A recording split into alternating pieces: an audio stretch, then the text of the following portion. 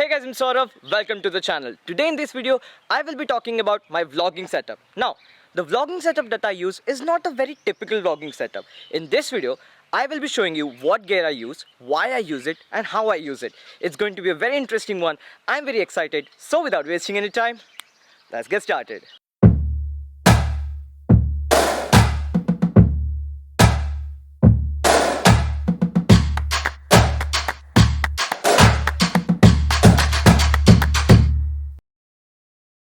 Let's address the elephant in the room, and that is my main primary camera, the Nikon Z6. It can shoot at 4K 30 FPS, which is what I'm shooting in right now. It can also shoot at 1080p 120 FPS. The best thing about this camera is it's a very small and compact mirrorless camera, which makes it perfect to carry around and vlog. A lot of people ask me, Saurav, why do you use Nikon?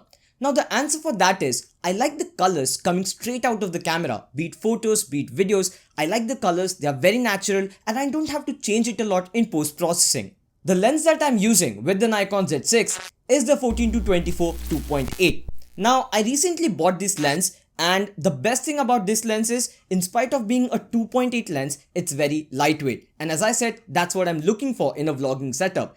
The focal length from 14 to 24 gives me enough flexibility to shoot the vlogs, and it opens up to 2.8, gives very good depth of field. This particular lens is an expensive lens, but this is the lightest 14 to 24 2.8 available in the market right now. The secondary body that I use along with my Nikon Z6 is the Nikon Z50. Now this particular camera is a crop sensor camera, but it can still shoot 4K 30 and 1080p 120 like the Nikon Z6. So if I want a second angle, or if I want to shoot myself using my main camera, this camera comes very handy. I'm using a Gorilla Pod to hold the camera. For the audio, I'm using the Rode Video Mic Pro Plus. It gets directly attached to the camera, so it saves me time to sync the audio later in post. All the products that I'm showing you in this video will be linked in the description below. Talking about lenses, I use a couple of more lenses. Now these lenses are not primarily used for vlogging, but used to get those cinematic shots. First, let's talk about the 24mm 1.8. Now, I already have a 14 to 24mm 2.8. Then the question is, why did I get another lens with the same focal length? Obviously, I love shooting at 24mm, it's a very good focal length, but the main reason to get this particular lens was the aperture. The 1.8 compared to 2.8 gives much more beautiful bokeh and cinematic shots, and it's also useful in shooting in low light conditions. And again, it's a very lightweight lens, doesn't take up much weight, so I love carrying it around. The next lens is the 7200 2.8. This is not a light lens, not a compact lens, not an ideal lens for vlogging at all. But I love to carry this lens. The reason being, you get a lot of flexibility to shoot from 70 to 200mm. The compression that you get at 200 combined with the 2.8 aperture, the depth of field is crazy good. The footage looks very cinematic and you can get various type of shots just with a single lens. This was all about big cameras and lenses. Things get more interesting when we talk about the smaller compact cameras.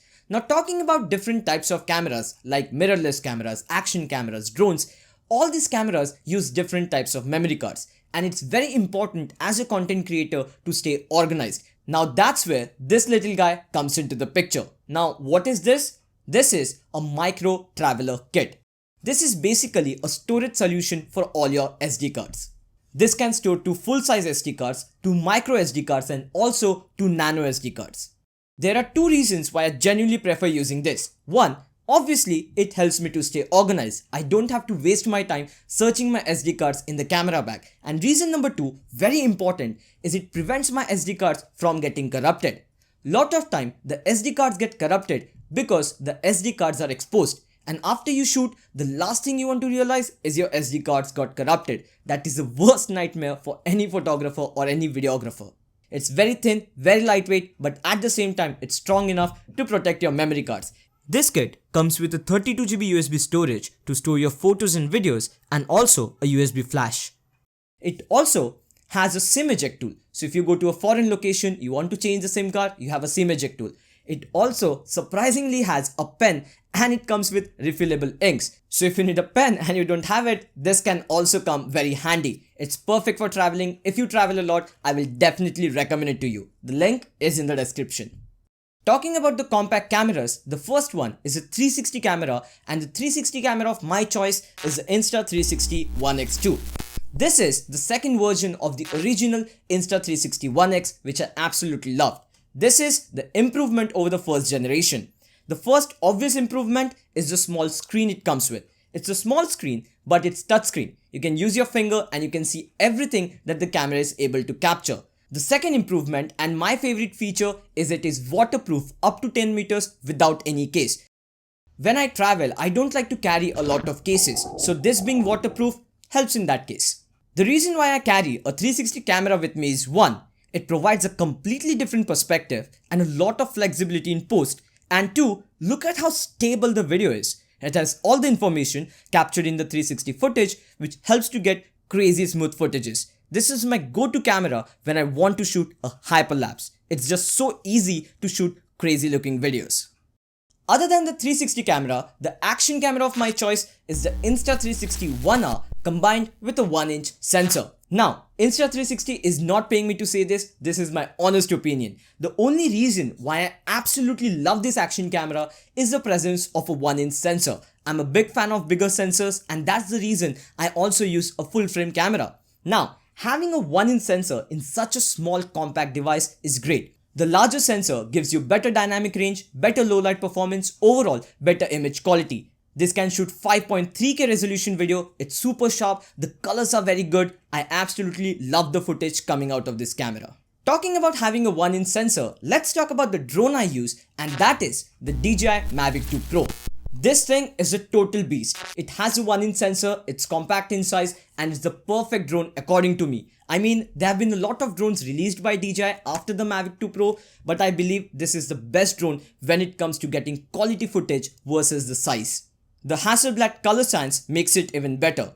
It's not as large as the Phantom series, but you don't compromise when it comes to video quality.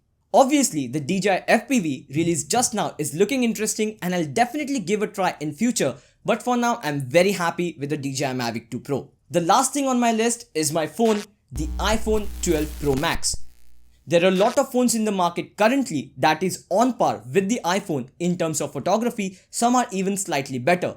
But when it comes to shooting videos, I don't think any smartphone comes even closer to what the iPhone 12 Pro Max can deliver. I mean, the video quality, the stability, the colors is extremely on point. For such a compact device, it can shoot 4K 60 FPS, it can shoot 10-bit Dolby HDR. I absolutely love this. When I was shooting videos from a moving vehicle, the road conditions were not that good, but the video coming out of this phone was extremely stable and I didn't have to do a bit in post. Now the main question is, Saurav, how do you afford all this camera gear? The camera gears are so expensive. What exactly do you do for a living? Now, I haven't shared this before in this particular channel.